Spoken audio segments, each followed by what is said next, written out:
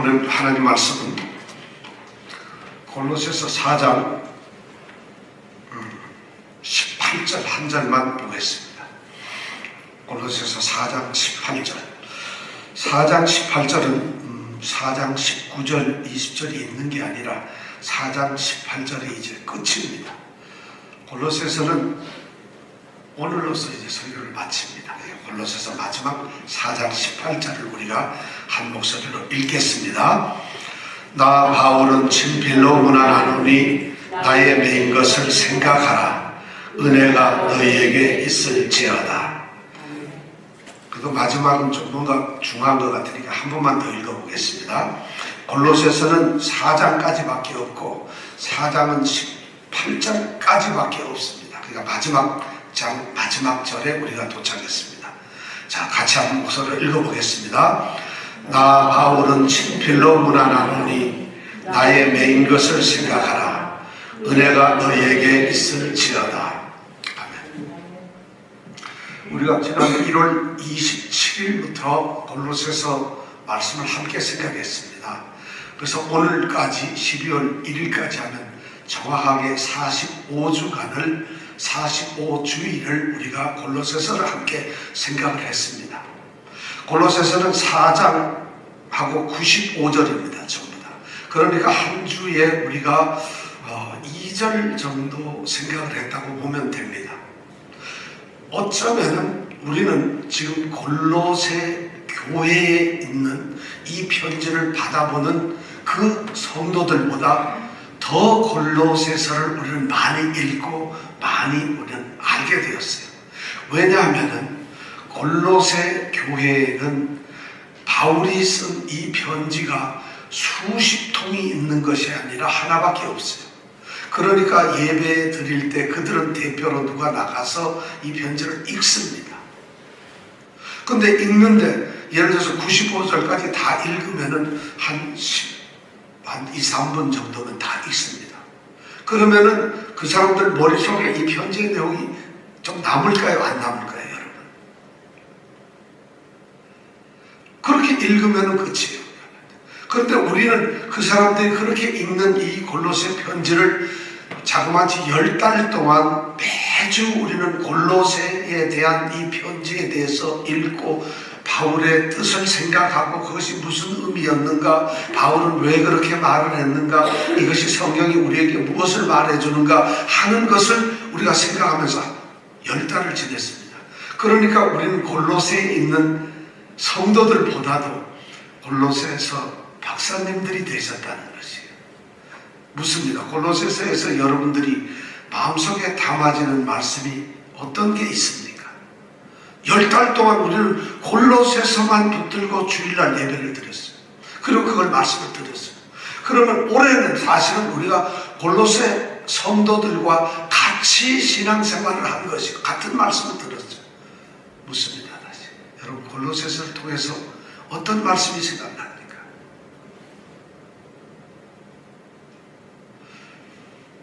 아무리 생각해도 잘 생각이 안 납니다. 왜냐하면 그것이 그렇게 쉽지가 않아요.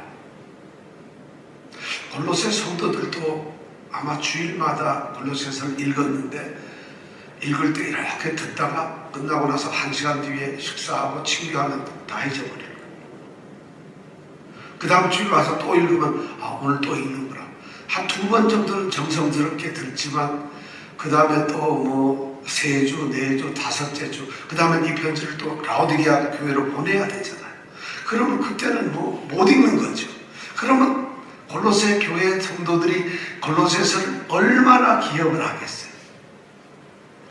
그럼 그분들이 우리보다도 분명히 더 기억을 못 하실 텐데 우리 성도들은 이 골로새서를 잘 기억하고, 아마 저는 골로새서를 보면서 골로새서가 말하는 그리스도, 예수님이 어떤 분이신가가 골로새서만큼 예수님에 대한 그 위대함을 설명하고 있는 성경책은 없습니다.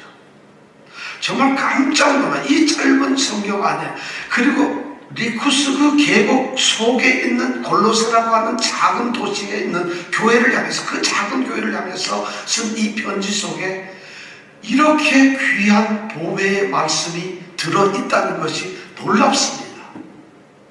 정말 다른 성경 아무리 읽어봐도 골로새서가 주는 그 그리스도의 독특한 위대한 특별함, 그리고 골로새서를 통해서 바울이 전하는 복음의 말씀들, 그리고 권면하는 말씀들, 그리고 우리가 어떻게 신앙생활을 해야 하는가 하는 것을 말하고 있는 것을 보면은 이거 다른 성경에서 참 힘든 것들이 너무 많았어요. 여러분들 이제 이 한 해 다 지나갈 동안에 골로새서를 한번 다시 읽어보면서 이 말씀에 대한 깊은 의미를 되새기며 여러분들의 신앙이 상처기를 원합니다. 오늘 마지막 편지를 이제 종결을 하면서 마치면서 바울 사도가 18절을 마지막 이제 쓰는 거예요. 그런데 이 마지막에는 뭐든지 마지막은 중요한데 여기에 보니까 세 가지를 이야기하고 있어요. 첫 번째는 나 바울은 친필로 문안을 한다, 이것이고, 두 번째는 나의 매인 것을 생각해라, 그리고 세 번째는 은혜가 너희에게 있을지어다. 이 세 가지를 바울 사도는 골로새 교회의 마지막 말로서 이야기를 하고 있습니다. 나 바울은 친필로 문안한다, 이 말은 무슨 말이냐면 이제 바울이 이 편지를 자신이 안 썼어요. 다른 대필자가 있었어요. 대서방이 있어서 그 썼어요. 그리고 마지막 인사를 하는 이 18절에 왔어야 비로소 나 바울은 하고 바울이라는 이름을 거기다 써놓기 시작한다는 거예요. 바울이라고 서명을 하고 있다는 것입니다. 사실 고대에 고대에는 말이죠, 편지를 우리가 각자 쓰지를 않았어요. 편지를 전문적으로 쓰는 이 필사자가 있었어요. 왜냐하면은 아주 고대에는요 종이가 없었어요. 그러다가 보니까 갈대잎이나 이런 것을 모아가지고 붙여서 종이로 씁니다. 그걸 파피루스라 그러는데 모든 성경들, 구약 성경은 전부 그렇게 파피루스에 기록되어 있어요. 그러니까 망가지기도 쉽고 분실되기도 쉽죠. 그런데다가 이 파피루스가 만들면 비싸요. 구하기도 힘들어요. 그러니까 아무나 쓰게 되면 금방 귀한 것이 고장이 나고 부서지니까 글을 잘 쓰는 사람이 책에 있게 똑바르게 이렇게 써서 편지를 썼다 그래요. 옛날에는 그랬다 그래요. 그런데 이 바울 자신도 이 편지를 쓸 때 자기가 직접 쓰질 않아요. 어쩌면 그는 눈이 나빴을 거예요. 어쩌면 지금 그는 감옥에 갇혀 있기 때문에 자기 양손에 쇠사랑이, 이 쇠사슬이 채워져 있어요. 발목에도 지금 양쪽에 쇠고랑이 채워져 있어요. 그러니까 편지를 쓸 수가 없어요. 바울은 골로새 성도를 이렇게 생각을 하면서 아마 골로새서를 부르고 있을 거예요. 하나님의 뜻으로 말미암아 그리스도 예수의 종된 바울과 디모데는 골로새에 있는 성도들 곧 그리스도 안에서 신실한 형제들에게 편지하노니, 이렇게 부르면 누군가가 이 편지를 열심히 베꼈었을 거예요.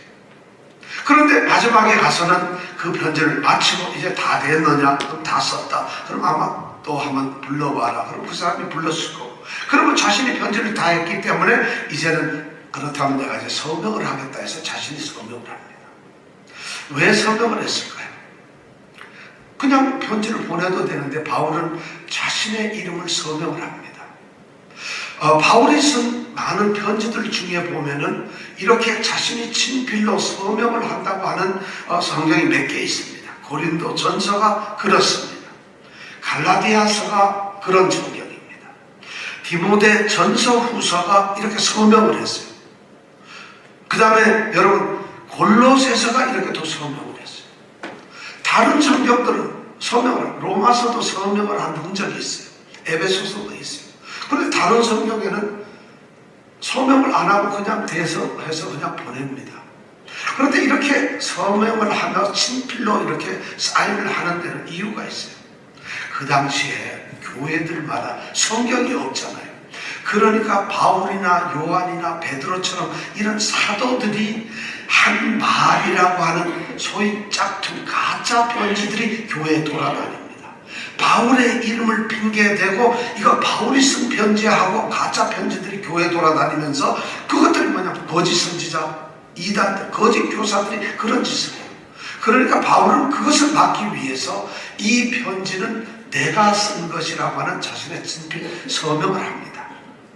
그리고 또 이 바울은 골로새 사람들은 한 번도 본 적이 없어요. 가본 적이 없어요, 골로새는. 그러니까 가본 적이 없는 그 사람들과 좀 더 친근감을 갖기 위해서 바울은 이 편지는 내가 썼습니다, 나의 말입니다 하는 것을 그들에게 알려주고 싶었을 거예요. 더 중요한 것은 바울은 지금 이 골로새서라고 하는 이 편지는 단순한 그냥 안부 편지가 아니고 단순한 나의 생각을 담은 것이 아니라 이 편지는 하나님의 성령의 영감을 통해서 너희들에게 말해주는 영적인 참된 교훈서라는 것을 지금 이야기하고 있어요. 다시 말해서 사도의 권위를 가지고 이 골로새서를 쓰고 있다는 것이죠. 다시 말하면 이것이 나중에 신약 성경이 되죠. 그런 것을 알리기 위해서 바울 사도는 자신의 친필 서명을 지금 하고 있는 것입니다. 나 바울은 친필로 문안한다. 이 말씀 속에 바로 그런 뜻이 있어요. 이것이 바로 첫 번째 바울이 마지막 편지에 지금 쓰고 있는 것이에요. 그 다음에 세 번째 보면은 은혜가 너희에게 있을지어다. 은혜가 너희에게 있을지어다. 바울의 편지에 공통점이 있어요. 모든 편지가 처음 시작할 때 처음 인사를 해요. 그때가 뭐냐면 하나님, 우리 주 예수 그리스도의 아버지 하나님으로부터, 우리 주 예수 그리스도로부터 은혜와 평강이 너희에게 있을지어다. 이것이 첫 인사예요, 편지에 보면.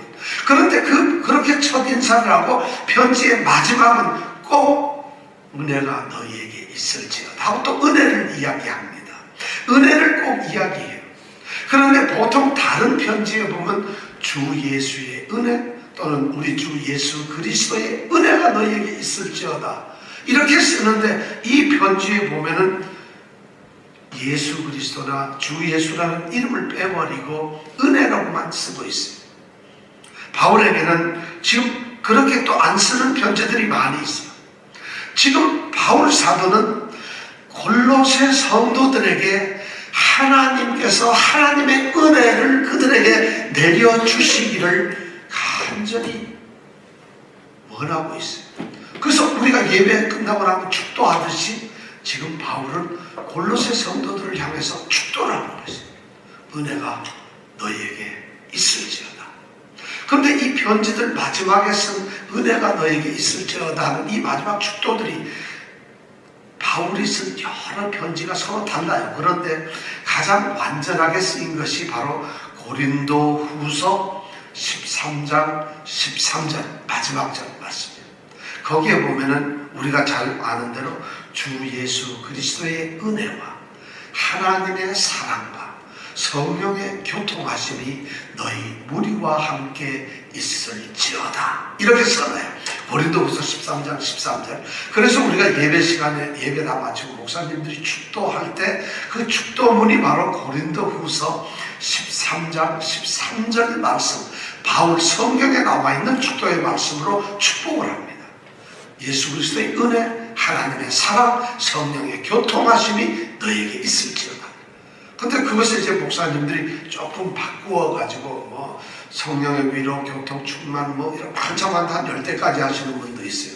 그리고 막 영원히 있을지어다 하는데 바울은 영원히 있을지어다고 축도한 적이 한 번도 없어요. 근데 항상 있을지어다.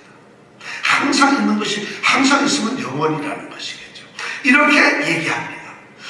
바울이 이렇게 축도를 하는 이유는 하나님의 은혜가 너무 중요하다는 것이, 은혜가 아니면 아무것도 안 된다는 것입니다. 은혜만큼 중요한 것이 없어요. 그러니까 바울이 고린도전서 15장 10절에 본인이 자신의 고백을 합니다. 내가 이렇게 사도가 된 것이 하나님의 은혜다. 내가 사도로서 이렇게 열심히 일하는 것은 내가 하는 것이 아니라 내게 주신 하나님의 은혜가 하는 것이다. 이렇게 고백을 합니다. 은혜가 아니면 자기는 있을 수가 없다는 것이죠. 사도뿐만 아니라 아무것도, 바울은 하나님의 사람이 될 수가 없었다는 것이죠. 은혜 때문에 되었고 하나님의 사람으로 살아갈 수 있는 그 모든 것이 바로 하나님의 은혜 때문이라는 것이죠. 우리는 은혜가 없으면 아무것도 할 수 없습니다. 예수를 믿는 것조차도 은혜가 없으면 되지는 않습니다. 여러분, 하버드를 법학 박사가 돼가지고 모든 법과 성경을 너무 잘 아는 사람이 예수를 믿을 것 같아요? 세상에 지식이 뛰어나서, 세상에 학문이 넘쳐나서, 세상에 경험이 많기 때문에 하나님의 말씀을 믿고, 하나님을 믿고 예수 그리스도를 주로 받아들이는 것은 아니라는 것이에요. 예수를 믿는 것은 이건 정말 세상에 엄청난 기적입니다. 우리 인간의 생각이나 사고를 가지고 여러분 생각해 보세요. 예수를 믿는 것은 내 생각이나 지혜가 아닙니다. 우리가 세상의 지혜자, 세상의 지식을 가진 사람보다 더 현명하거나 그렇지 않아요. 그런데 우리는 예수를 믿어요. 바보여서 그럴까요? 그렇지 않습니다. 사람의 지혜, 사람의 그런 능력, 이것은 하나님의 지혜 능력하고 다르죠. 그러니까 하나님이 우리에게 그런 은혜를 주셨기 때문에 우리 마음에 하나님을 믿게 됩니다. 예수를 주님으로 모시게 됩니다. 저는 그게 잘 안 믿어집니다. 하나님의 은혜를 사모하십시오. 믿게 해달라고 하나님의 은혜를 달라고 하십시오. 하나님의 은혜 때문에 우리는 믿게 됩니다. 전적으로 우리 된 것은 전부 하나님의 은혜입니다. 복음을 깨닫고 복음을 전하는 성도가 되기 위해서 하나님의 은혜가 필요합니다. 죄를 깨닫고 새로운 사람으로서 살아가기 위해서 우리는 하나님의 은혜가 필요합니다. 우리는 예수님을 주님으로 삼고 거룩한 삶을 살기 위해서 역시 우리는 하나님의 은혜가 필요합니다. 하나님의 말씀 가운데서 우리가 역경과 고난과 시련을 당하는데 그 역경과 시련을 이길 수 있는 능력을 갖는 것, 그것조차도 하나님의 은혜 때문에 되는 것입니다. 그 역경 속에서 우리가 좌절하지 아니하고 소망을 가지며 하나님 나라를 바라볼 수 있는 것이 바로 하나님의 은혜 때문입니다. 믿음이란 모두가 하나님의 은혜에서 생기는 것입니다. 악한 세력들, 거짓 세력들, 거짓 사탄의 게임이나 아니면 가짜 가르침들이 우리를 엄습해 올 때 우리가 그것을 이길 수 있는 능력조차도 하나님의 은혜라는 것이죠. 우리가 지금 이 자리에 있는 것이 여러분 하나님의 은혜입니다. 은혜라는 것이 하나님의 약속을 믿게 되는 것도 은혜입니다. 하나님이 우리를 영원한 천국으로 우리를 데려가신다는 것을 믿는 것도 하나님의 은혜입니다. 하나님이 계신다는 것을 믿는 것도 은혜입니다. 그 하나님이 나의 아버지가 되신다는 것을 믿는 것조차도 은혜입니다. 이런 은혜가 너희에게 있을지어다. 지금 바울은 그런 축복을 하고 있어요. 그러니까 감사하지 않을 수 없어요. 여러분, 이것은 이러한 은혜를 체험한 사람들은 그 은혜가 무엇인가를 압니다. 우리는 머리로도 이해할 수 있어요. 우리의 지식으로도 그것을 조금은 인식할 수 있어요. 그러나 하나님의 은혜를 아는 사람처럼 눈물을 흘릴 수는 없어요. 가슴에 놀라운 복받는 감격을 누릴 수는 없어요. 우리의 삶 속에서 솟아나는 기쁨을 하나님의 은혜를 아는 사람만 알 수 있다는 것이에요. 하나님의 은혜를 아는 사람은 하나님의 뜻 안에서 살아갈 수가 있어요. 그러기 때문에 바울은 지금 골로새 성도들에게 은혜가 너에게 있을지어다 이 말씀을 합니다. 저는 오늘 우리에게도 이 은혜가 있기를 원합니다. 우리는 이미 은혜가 있어요. 아니, 은혜가 있으니까 은혜의 있음을 깨닫고 감사하시길 바랍니다. 은혜가 있을지어다. 자, 바울은 마지막 이 문장에서 친필 서명을 하고 은혜 축도를 했습니다. 이것은 다른 편지에도 일반적으로 잘 나타나는 것인데 문제는 이 가운데 있는 것이에요. 나의 메인 것을 생각하라. 전혀 다른 말을 이렇게 써놓고 있어요. 나의 메인 것을 생각해라. 지금 바울이 로마 황제 가이사가 만들어 놓은 그 감옥에 있어요. 갇혀 있어요. 로마 황제에게 재판을 받기 위해서 지금 갇혀 있다는 거죠. 로마 황제에게 재판을 받는 것은 그 당시에 아무나 받는 것이 아니에요. 로마의 시민권자들만 받을 수 있어요. 로마의 시민권자가 아닌 그냥 포로들, 그냥 지방의 이 로마의 속국에 있는 사람들, 이런 사람들을 황제 재판 없이 그냥 처벌을 당해요. 근데 로마 시민만 로마 황제에게 지금 재판을 받는데, 바로 바울이 나의 매인 것을 생각하라고 지금 골로새 성도들에게 말하고 있어요. 이 매인 것이라는 말은 문자적으로 정확하게 얘기하면 쇠고랑이라는 말이에요. 쇠사슬이라는 말이에요. 나의 쇠사슬을 생각하라는 말이에요. 내가 손목에 채워져 있는, 내 발에 채워져 있는 이 쇠사슬을 너희가 생각하라는 것이에요. 내가, 다시 말하면 내가 감옥에 갇혀 있는 것을 생각하라는 것이죠. 자, 그렇다면 왜 다른 곳에서는 한 번도 이런 얘기를 안 했는데 골로새 성도들에게는 이런 말을 할 거예요. 내가 발을 묶고 있는 쇠사슬을 생각해라. 바울은 골로새 성도들이 바로 이렇게 말을 하면 어떤 뜻으로 무엇을 생각할 건가를 기대하고 아마 이런 말을 할 것입니다. 골로새 성도들이 지금 바울의 마지막 말, 나의 매인 것을 생각하라, 이 말씀을 듣는 순간 그들은 바울의 매인 것을 생각할 겁니다. 무슨 생각을 할까요? 여러분들에게 지금 한 분 한 분 묻고 싶어요.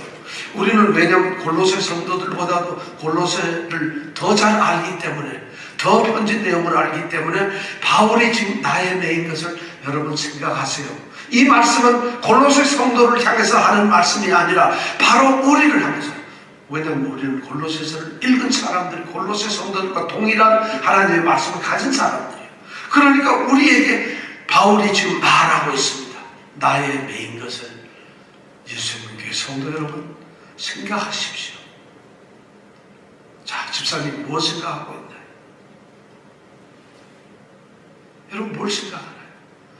나의 매인 것을 생각하라. 바울이 얘기를 하는데, 바울이 그렇게 얘기를 할 때는 바울의 마음속에 막 있는 게 있을 거예요. 그것을 바울은 골로새 성도들이 지금 편지를 다 읽고 난 다음에 생각하기를 원해요. 그리고 골로새 성도들은 바울 사도가 나의 매인 것을 생각하라 이렇게 쓰는 순간 그들은 우리 흔한 말로 아멘 이 소리가 나왔을 거예요. 할렐루야 이 목소리가 나왔을 거예요. 왜냐하면 그렇지 않다면 이 말은 아무도 의미도 없이 던져진 것이었고 듣는 사람도 아무 뜻도 없이 그냥 듣고 읽었을 거라는 말씀이거든요. 결코 그렇지 않다는 것이 나의 매인 것을 생각하라. 뭘까요? 나의 매인 것을 생각하라. 바울이 원하는 이 말은 왜 했을까요? 혹시 이런 거 아닐까요? 바울이 나 지금 이 손목 묶이고 발목 묶여서 지금 감옥에 갇혀 있는데 이거 진짜 내가 뭘 잘못했다고 감옥에 갇혀 있느냐? 제발 날 좀 생각해라 하면서 불평하는 말일까요? 아니면 뭘까요?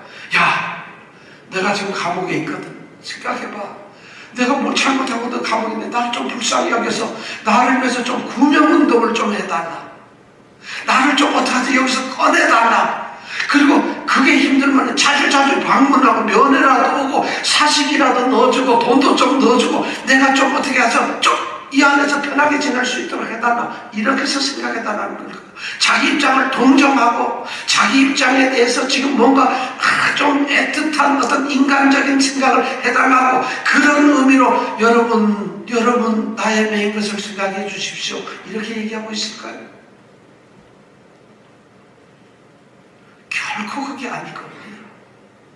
결코 그런 것이 아닐 거예요. 우리가 이 말씀할 때 바울 사도가 여러분 나의 쇠사슬을 생각해 주십시오 이랬을 때는 아마 이런 의미 아니겠어요? 우리가 십자가를 생각하라. 십자가를 생각하라. 이런 말. 여러분 십자가 너무 잘 알잖아요. 십자가를 생각한다는 게 뭐예요? 예수님이 달려가지고 손이 찢기고 피가 철철철 나면서 매달렸다가 죽는구나. 고생이 심하구나. 이걸 생각하라는 걸까요? 십자가.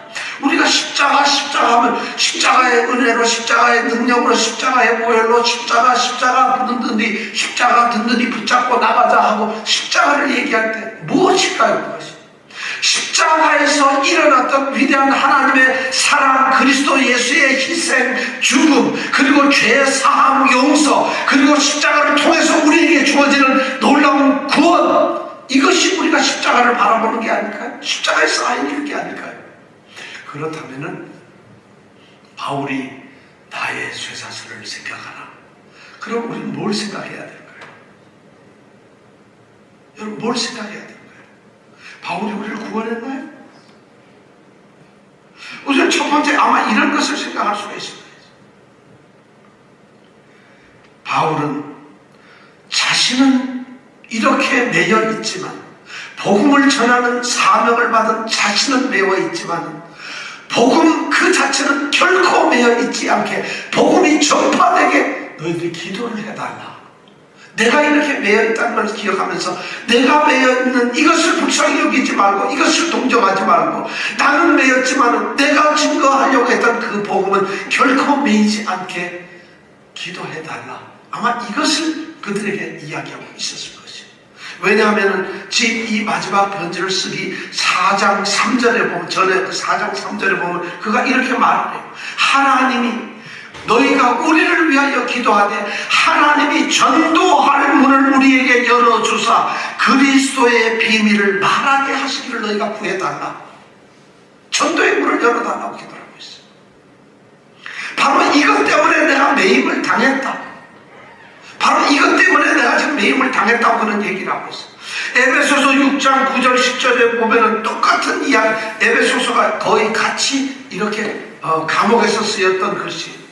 그가 뭐라고 하냐면 복음의 비밀을 담대히 전하게 하기 위해서 자기는 이렇게 쇠사슬에 매여 있는 그리스도의 사신이 되었다고 고백을 합니다. 바울이 지금 나의 매인 것을 생각하라고 하는 이 말씀의 첫 번째는 바로 그거였어요. 내가 구원되고 내가 여기서 해방되고 내가 석방되는 그것을 구하는 것이 아니라, 내가 아무리 갇혀있다 할지라도 내가 전파하던 그 복음의 문이 열려지기를 바란다. 내가 갇혀있지만 복음은 선포되기를 바란다. 이것을 위해서 기도해 달라고 아마 그는 나의 매인 것을 기억한다. 내가 매여 있지만 그런 기억해 달고 기억을 하라. 그런 기도를 해달라는 것입니다. 복음은 결코 묶여있을 수가 없는 것이죠. 복음을 전하는 사람은 감옥에도 들어갈 수 있고 죽을 수도 있지만, 감옥에 갇혀있고 죽을 수 있는 그 사도는 그렇게 처해질 수 있지만, 그 사도가 전파하는 복음은 감옥에 갇혀있을 수가 없어요. 복음은 죽을 수가 없어요.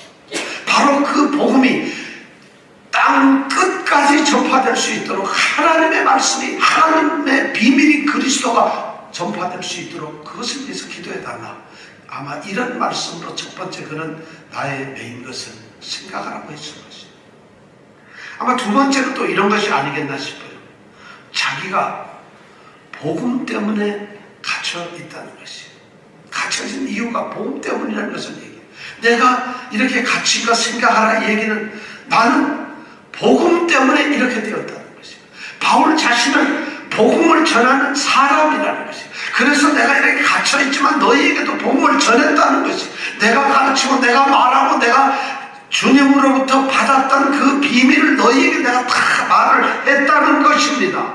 자, 바로 내가 너희에게 전했던 그 복음 가운데 너희들이 굳게 서 있어라. 이것을 아마 뭐라고, 내가 매인 것을 생각하고, 내가 왜 매느냐? 복음 때문에. 매이기까지 복음을 전했던 저 바울을 생각하면서 너희들은 내가 전했던 그 복음에 굳게 서 있어라. 아마 이것을 생각하라고 얘기했을 거예요. 사도행전에 보면 바울은 다메섹으로 예수 믿는 사람들을 잡아서 옥에 가두고 죽이기 위해서 해외 원정길을 갑니다. 해외 원정길을 가는 다메섹이라고 하는 곳으로 가는 중에 길에서 예수님을 만나게 되죠. 정말 놀라운 일이 벌어지죠. 그때 주님께서 하시는 말씀은, 내가 너를 이방을 위하여 내 이름을 전하는 그릇으로, 나의 그릇으로 만들겠다는 이야기를 합니다. 그러면서 너는 많은 해를 받게 될 것이라고 말씀을 합니다. 바울은 예수님을 만났습니다. 그리고 예수님이 말씀하는 이방을 향한 복음 사역자가 될 것이라는 그러한 사명을 받았어요.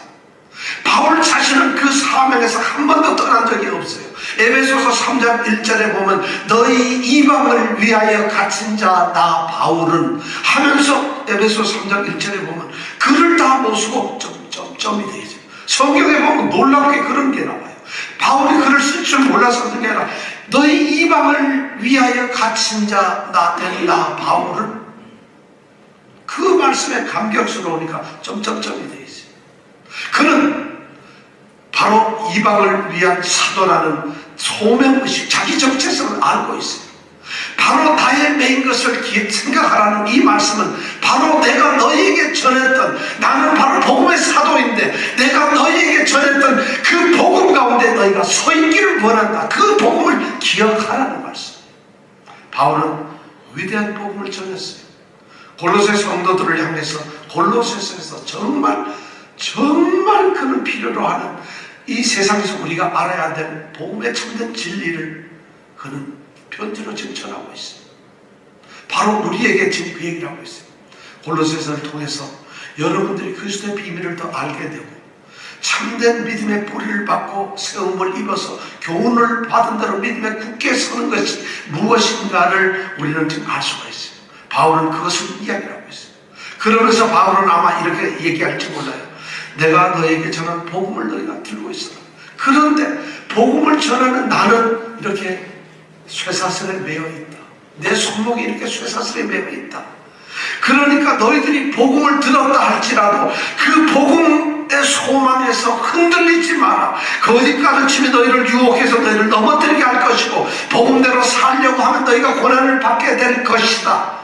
왜냐하면 그가 디모데에게 말하기를 그리스도 예수 안에서 경건하게 살고자 하는 자는 핍박을 받을 것이라고 분명히 선언을 하기 때문에 너희들에게도 그런 고난이 있을 것이고 역경이 있을 것이고 예수를 믿는 것 때문에 너희들이 힘든 어려운 상태에 빠지게 될 것이라는 것이.